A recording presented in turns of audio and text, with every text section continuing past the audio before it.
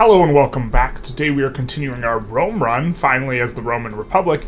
Last episode, our grain brought all the boys to the yard, and we got 3 free subjects, which was very, very nice. There was 0 infamy cost in Occitania, Portugal, who we've already reduced autonomy on, as well as Shewa. We are also looking to pass state atheism with the hope that we can go total separation next. Now, just to be clear, this is actually a bit of a risk, because if we go on state atheism and then we get stuck there, we will lose access to the current Portuguese and Occitanian migrants we are getting, because these guys are Catholic, which we actually can siphon off.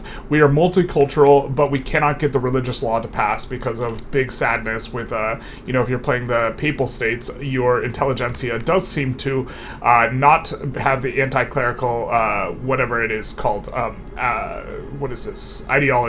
base ideology on the interest group. This episode, we noticed that Austria, right here, is actually going through a bit of a time. They need a friend, and so what we're going to do is we're going to declare war on them. The idea being, and we have to declare neutrality first, because before we can declare war on them, because the reasons in game, like if we click here, interaction, we can't declare war, it's because we got to declare neutrality. But they're going through a time, they need a friend, so we're just going to come and attack them. And what we're going to do is we are going to liberate Istria here, or Slovenia, which is going to liberate these 2 states. And we are going to hope that we can either A, enforce on them faster, or B, and more hopefully and more likely, get them to back down. And so we're going to go liberate country. Very importantly, though, even if we fail, this is not going to cost us any infamy, so it's really not that big a deal. And so we're going to go for Slovenia here, and we're going to just do this, and then they might even accept just straight up. Only 20%, so it's unlikely, but this is a good indication that they are very likely to back down. They refuse demands, and so what we'll do is we'll pile in a whole bunch of war goals that do not cost us any infamy, with the hopes that they just back down. And very importantly, Istria does count as part of the Italian stuff, and so I think that it might require the capital being in here. If not, we will be able to integrate them for the 11 infamy, much in the same way we did Sardinia Piedmont, as well as 2 Sicilies. Very nicely, and this might have to do with us declaring war on Austria, Catalonia has a good attitude towards us now, which is fantastic, because before they were cautious, now they're cooperative, so we will be able to invite them into the customs union and start siphoning off their pops. If we take a look, we can take a look at, kind of what's going on. They currently have pretty low migration attraction. We'll take a look here in Valencia and they have 2 million pops, so if we just let the game think for a minute, if we let the game think for a second, if we let the game think to the next week, check the clock, their migration should start speeding up towards us. And there you see minus 131k. That is heading towards us, primarily, I'm assuming, Rome, Provence, Holland, Venetia. Okay, so to be fair, it's heading all around, but this is going to help us out because we are going to be getting some pops for free here. Ooh, 173k, big nice. Alright, so Austria does back down, which is going to be fantastic for us. We're going to start improving relations as much as possible with Slovenia. We're really expecting Austria to get clapped here.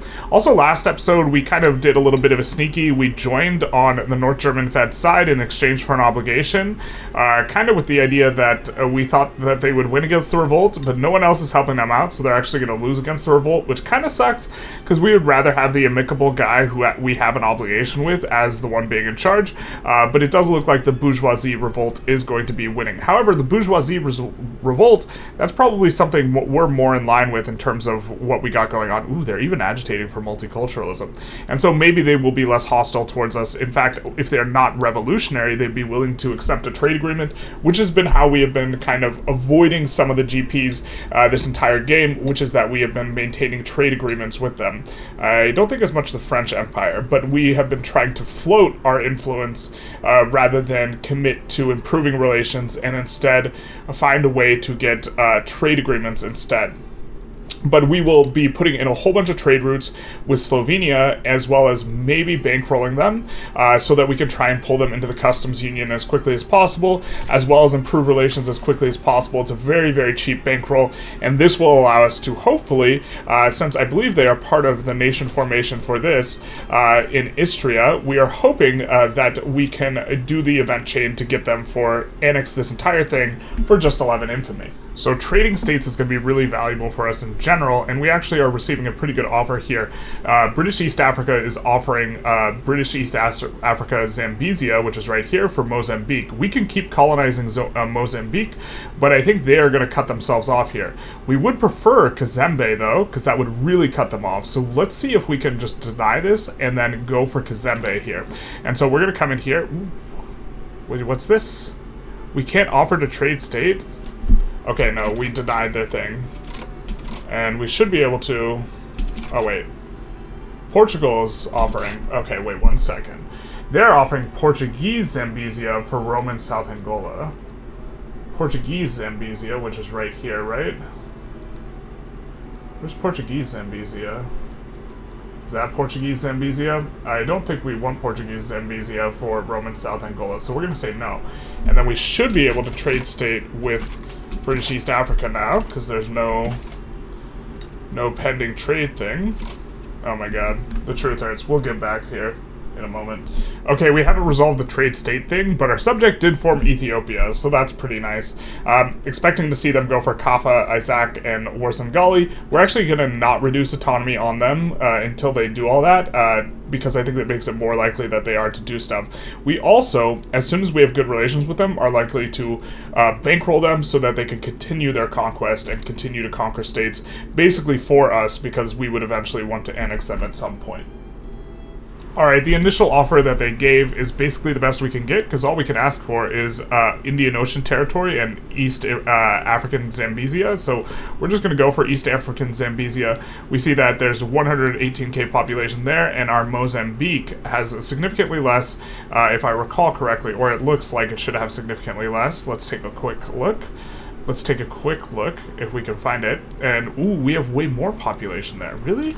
In that little bit of Mozambique, we have more population than they do? I mean, so this would... Zambezia, we would help to cut them off of, you know, more colonial ingress. And so, if we take a look here, we would help to cut them off over here. And I guess they still have access to this region here in Zambia because of Kazembe. So maybe we're not really cutting them off here. And we just kind of keep what we have. Okay. Oh, this is our Mozambique. Oh, I see. I thought that, yeah, okay, that's Portugal. This is our Mozambique. Our Mozambique is way bigger. Alright, fair enough. I guess we'll just tell them to shove it. Fair. So we took on Slovenia's debt, which was just like 600k or something, no big deal, and it's just 3 months of deficit for us, and we are going to use that obligation to pull them into the customs union here. And so then we're also going to stop bankrolling them, because, well, actually, maybe we keep bankrolling them, let them get up on their feet, let things... Well, no. We'd rather float the Diplo, I think, and so we will properly pull them into our customs union, and so now, we still haven't passed state atheism, and I think that there are some Catholics here, so we should see if there's any sort of migration that occurs.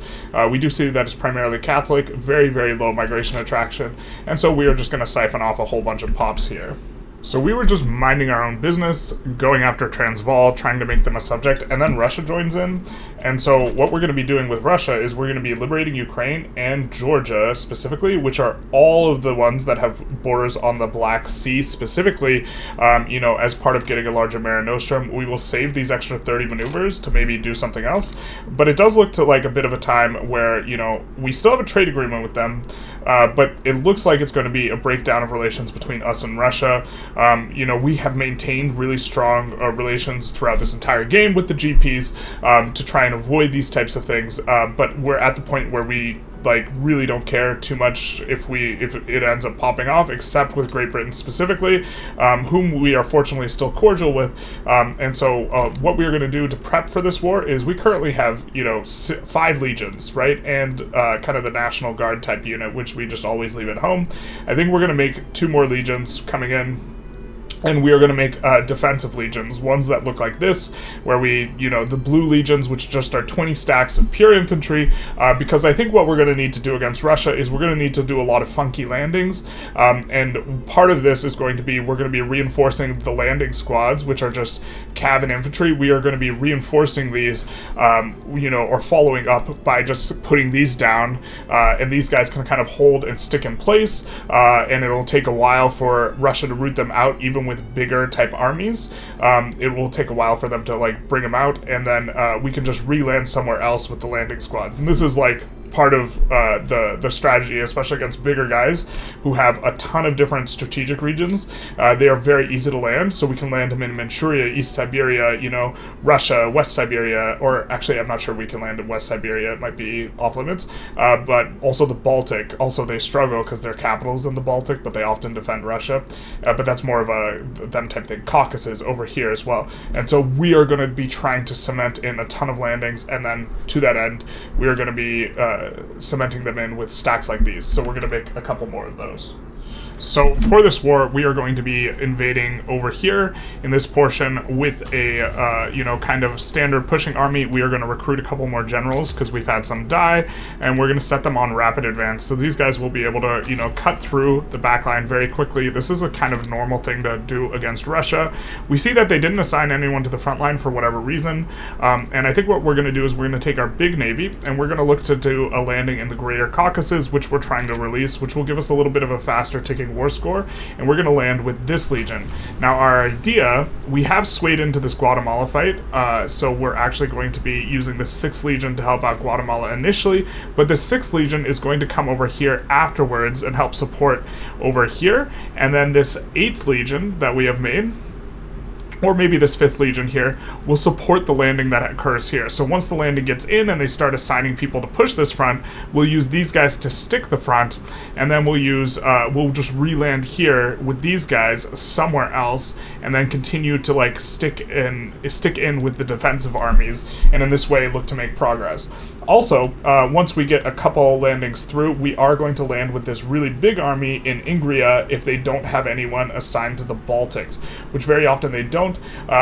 We have to see where they assign people. It looks like they have a bunch of guys in the Russia HQ, but we are going to have to pan over these individually. It looks like they have a lot of it in the Dnieper HQ as well. We're going to have to pan over these individually very, very frequently because the AI, unfortunately, not the AI, the UI often will have the army in one place, but it'll actually be located somewhere else. So we do have to be careful about this. So a little bit of an update on the war. We landed here initially, and then as soon as they sent guys to kind of push us out, we just switched to only having these defender guys here. This guy's on his way, and so we should be able to hold there for quite a while, and then we re-land here with this 25 stack. We're going to put them all on rapid advance, and what's going to happen is they're going to take a whole bunch of territory before anyone gets in, and then by the time anyone can get in, we will be swapping over one of these guys to help defend this front. We made a little bit of progress here with the initial push, but now it's slow going. We might even just want to set to all defend because we have a negative here, and same thing up here. We get our initial landing, but we might want to set to all defend and just look to hold the capital here because they will try and have to push us out. We are making an enormous progress here. We don't have a unit kind of ready to go here because we have diverted our stack over here to kind of deal with this Guatemalan thing, as it were.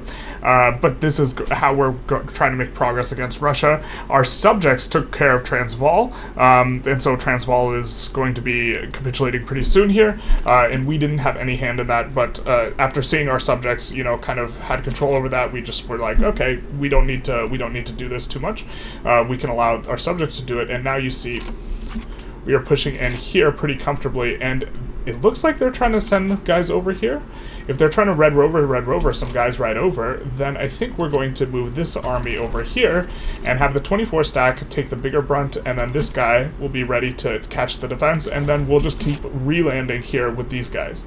Now, I have no idea why the war leader is the Grand Duchy of Finland right here instead of Russia. It should be Russia, but okay, I guess we gotta land the Grand Duchy of Finland. So as soon as this guy stops being able to make progress, we'll switch all these guys to defense, and then once we're in that type of situation, and it looks like this is kind of the situation, because did the fronts unite? The fronts united, and so we'll set all these guys to defend front. That way they stop, engaging in a ton of new battles, and then what we will do is we will land the Grand Duchy of Finland in wherever happens to be their capital.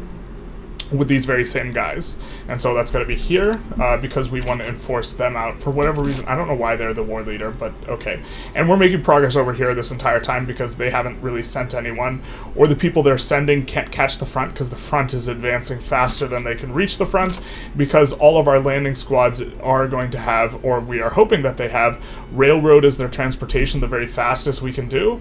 That way they can look to, if they are unopposed, they can push fronts and have multiple battles faster than people can actually walk to the front. Okay, that rev we had brewing was getting a little worrisome. I thought we were almost going to have to come off of this, but we do manage to tick state atheism, which is going to be pretty nice for us. We should have... Oh, no, wait. We moved from state religion to state atheism. It should be the same on that front.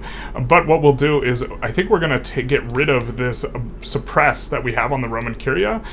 We had bolstered them for a while, and then we're like, oh, we can afford to stop bolstering them and put in some consumption taxes. And then their clout just absolutely exploded. And so then we had to restart suppressing them. But this was like the suppress, and then we stopped, and then they just went whammo. And so, okay. I think we can reduce taxes here too to get into the 90. Yeah, so we could get to the 90 righteous. But now we're going to see, oh no. Oh no, no, no. No one supports. Okay, well, we have to somehow get the Curia into government so that we can go, oh my god. So that we can go the middle path. But this is bad. I was hoping, I suppose we should have checked everything, but I was really hoping that someone would support us actually... us going on to nobody cares. Us going on to total separation after doing this, because that was the whole idea, is we were going state atheism. Also, when you go state atheism, a quarter of your pops just swap religions to being atheist, or not. I guess it's not a quarter. I guess it's like 15% here, or 14% or whatever it is, which means now most of our pops are not accepted, so we're going to have significant problems with radicalism, but we just were making zero progress trying to do things. So we have a ton of discrimination now. Oh man, this is going to be bad. I was hoping we'd be able to swap like right away, and if we can't swap right away, this is just terrible. So we kind of shot ourselves in the foot here. We're going to go poor laws right now because there is a government petition for it, but now we're gonna be in a bit of a struggle bus. Is there an agitator that can help us out here? This is gonna be not ideal. We need an agitator who is pro-religion to some extent. Oh jeez. Or just they could just be anti-atheism. Like, these guys are pro-state atheism, so they won't work. But, like, the nihilism of state atheism... Man, there's no one who's just, like... There's no secularist, is there? Shoot. We really don't want to be atheist. I mean, we could swap back to being the papal states for the memes, and then we're like, we're a state atheist, ha ha ha.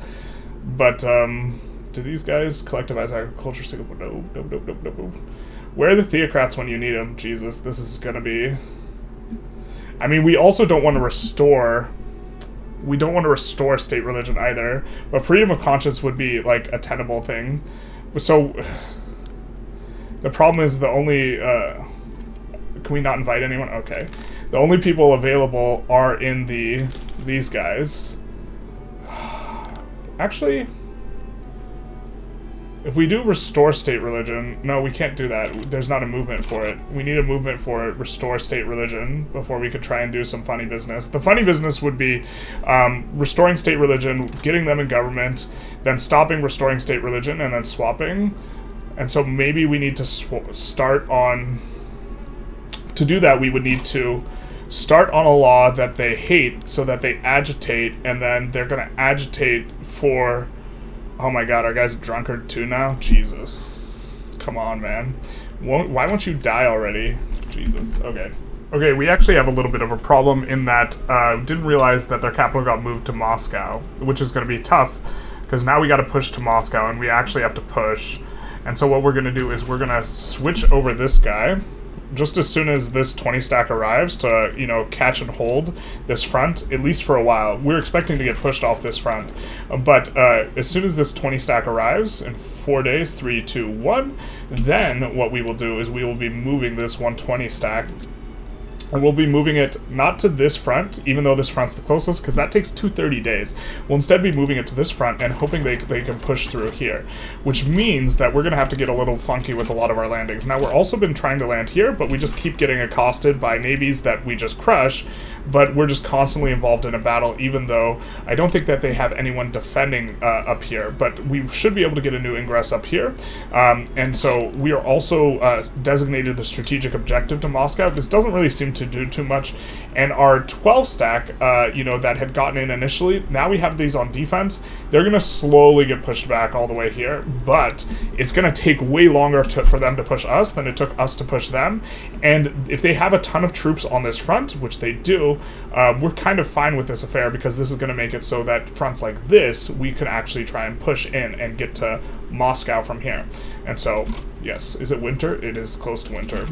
Land invasion in Russia in the winter. So now for these guys, now that we have a bigger advantage, I think we're going to stick in and do something that is a little bit more.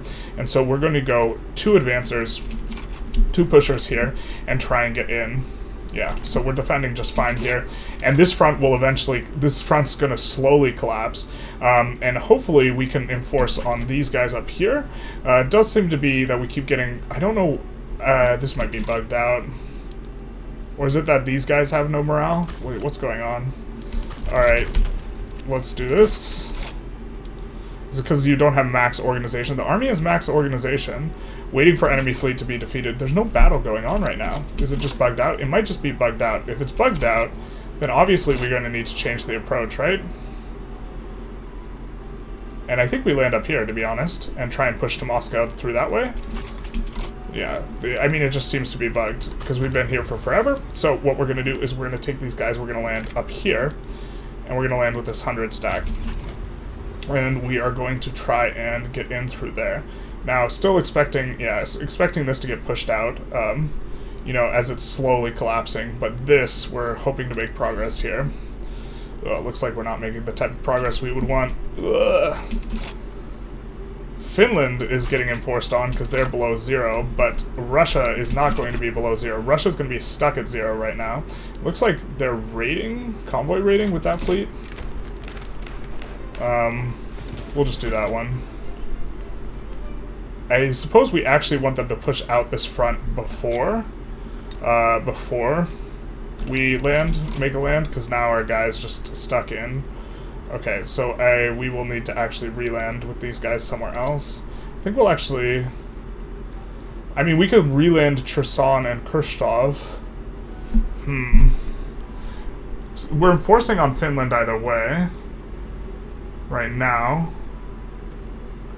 But we could do this to push the front. Maybe we go Lithuania and we can actually get a bit of a push in. Something like this. While they push this out. Okay, wait. Just kidding. Just kidding. Just kidding. We'll cancel this naval invasion. And we'll just put these guys here. I think we will bring these guys back over here, though. This is kind of the most flexible spot. Looks like they landed and then they tooted and booted it. We have not been kind of chasing down all these navies that are convoy raiding, so this is kind of wrecking our economy, but we have stacks that can get in. I guess we'll maybe go for that convoy raiding stack. But we're mainly trying to ensure that our landings go and happen where we want them to. And it's also very tedious to do this sort of thing. Is this 80 stack going? Where are you going? You're going to the Perm front? Is that what this front is?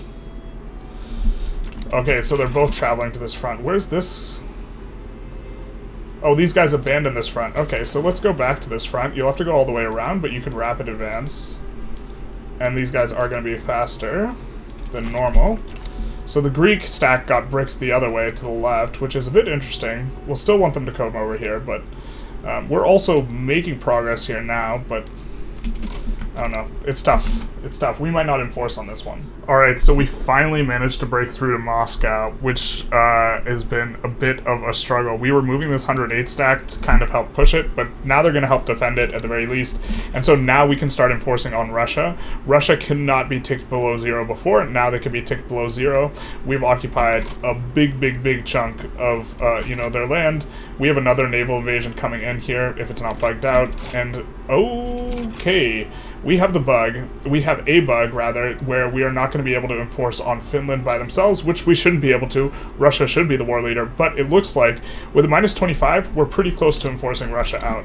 And to be fair, they are getting smacked, so they should want to end this as quickly as possible.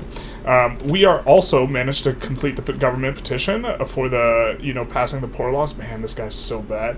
And now we are bolstering the Curia, and we are trying to pass freedom of conscience from here, which is going to allow us to not discriminate against, like, basically all of our pops, which is our radicalism should be, this is the radicalism cranking up. The good old crank and stank from everyone being discriminated against, really not ideal. And we just have to care about that being in. And okay, so we did finish electrical capacitors. In theory, we should have been a little bit more efficient by just finishing threshing machines after getting most of the progress on electrical capacitors. But we're going to be able to turn on a lot of stuff. Brine electrolysis, sewing machines, automatic power looms, etc. We're going to go on electric railways until this finishes through NatSpread, and then we're going to go steam turbine. And then we're going to turn on all of the electrical capacitor PMs. Actually, let's just try to turn on some of them now. The one that's really, really, really good is the one we're going to turn on, which, to be fair, we don't have any really, really tall explosives factories, and so we should be able to just turn this on in every area that has them. And so these ones are going to be really, really efficient, and so that's going to be good for us. But we are just moments away here from enforcing on Russia, so we'll just take a little bit of a pause. And now Russia is willing to accept here, which is fantastic for us. And so we're going to put in... We said we gave you a proposal. Proposed by us. Bro, do we have to full-on enforce? Is it just bugged out? I mean, so we have this here. We have our proposal sent. Is it bugged out? Do we just need to capitulate Russia out? I think we just need to capitulate Russia out. This is starting to get so uncomfortable with the amount of convoys that are getting wrecked here, which is like, okay, we're gonna start going after... Well, these guys are doing a landing, but maybe we just don't care about this, and we'll just try and throw off their big convoy raiders. But, like, in truth, you can't really... It's difficult to... You have to, like, hunt down and, like, smack them all, like, individually, so it's a bit rough. We'll assign this guy, but it seems that... They should... Oh, this is asinine. They're willing to accept, but the game's not letting them accept, so we're going to have to enforce Russia below 0, I think, in order for this to go through. Okay, so we finally enforce on Russia there, which is fantastic for us. I think we're receiving war reps, but our economy is wrecked as a result of, the raiding, the lingering effects here, 7,500, and it should bounce back pretty nicely. You can see that our economy took a tank, but we still have all the buildings themselves. And also, we are getting to the point where we're going to not discriminate so much because we're passing freedom of conscience. But now what we're going to do is for the Ukrainian market and also the Georgian market, we are going to come in here. Everything that's expensive, we're going to export to them. We don't really care too much about profitability. What we're looking for is running so many trade routes that we can just pull them into our customs union very quickly. That way we can siphon off pops from them, because once we pass freedom of conscience, we will accept Orthodox pops, and I believe these are mostly Orthodox pops over here, and then we'll eventually want to go after them. And so this has been really productive because we have now freed... Oh my god. We will have to take Russian Dobruja, I suppose. But other than that, we've freed all of the Black Sea, from GP control. And you're starting to see, this is the last GP control of the Mediterranean here. This right here. Croatia, which we can fight for Austria, kind of in the near future. Just look to release Croatia and also, Austria and Montenegro, and then we will have full control of, the Mediterranean out from their hands of the GP. Okay, so we're also going to invite UA to the customs union now that we're kind of taking a look at the customs union stuff, and once they say yes, they will be a subject of ours, and they have homesteading, and they have a movement to enact technocracy, so we're going to tell them, hey bud, get off that theocracy, and get on to, hey bud, why can't we enact technocracy with you guys? Let's come. We had a bunch of trade agreement stuff. Let's see if we can get onto technocracy, which is going to help us get them off of theocracy. And the idea is we eventually want to have the trade unionists, the industrialists, in power. That way we can have them open borders. If they open borders, then we will be able to siphon off their migrants once we get freedom of religion, of course, or freedom from religion. Let's see, what do we want? I think that we're going to... I think we already have max approval. Ooh, our industrialist approval is a little on the fence, and they have way too much power anyways, so we'll just do that. We are bolstering the Curia for as long as we can on this. And it looks like we demarginalized the rural folk too here, which is going to be a little bit interesting, but we got these guys with trade agreements. We can invite them to the customs union at the expense of an obligation, but I don't think we want to do that, considering we might want to subjugate them kind of in the near future. And so we'll just bankroll them instead and hopefully get an obligation. So we see that Russia, despite the war being over, has maintained their rivalry, and also they're rivaling the UK, and the UK will be more friendly towards us if we rival Russia under these conditions, and we will get a much bigger float, so we're going to go ahead and do that. Also, you can notice we are bouncing right back just as soon as kind of all of our convoys have started to recover here, and we are building up more convoys. We're also going to build up more government administrations because we never integrated the Balkan type stuff, and let's just take a little bit of a check if we can invite them to the customs union yet. No, not quite, but we can take a look and let's see if anyone is willing to join the customs union. Nope, but there are a lot of people who are close. Now, Iraq, if I'm not mistaken, we are not bankrolling. I think we're going to take a bankroll off on them. That way we can maybe pull them into the market. We're currently not getting any migration, but we did reduce autonomy on a bunch of people, namely kind of these guys, but and so we have a ton of infamy. We also decreased autonomy on Portugal, so now they're just a straight up puppet, so that we will be able to annex them in 5 years, which isn't going to help out too much with the colonization, to be honest, because we're going to overrun this area, but it will kind of make the borders a little bit more clean down here. And I think we're going to conclude the episode here. This episode, we did a little bit to get Austria off their game, but mainly it was, we focused on a big war with Russia, which has been the biggest war since our France war, and to be fair, we didn't really fight the France war, and so this Russia war represented kind of our first big war against a GP.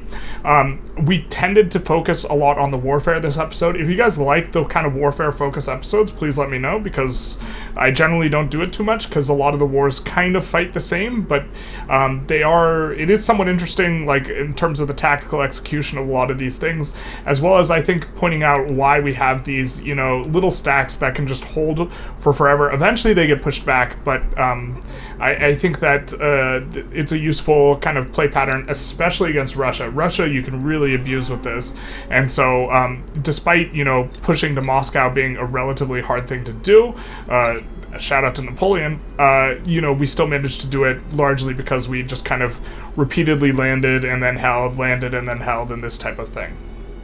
Anyways, also notably in this episode, we have become the #1 GDP. We've just barely passed the UK, and so we are now the #1 GDP, and we are continuing to grow. We're in really good shape. Next episode, we're almost certainly going after Spain. Spain is kind of having a little bit of a run-in with the UK right now, and our truce with them is up.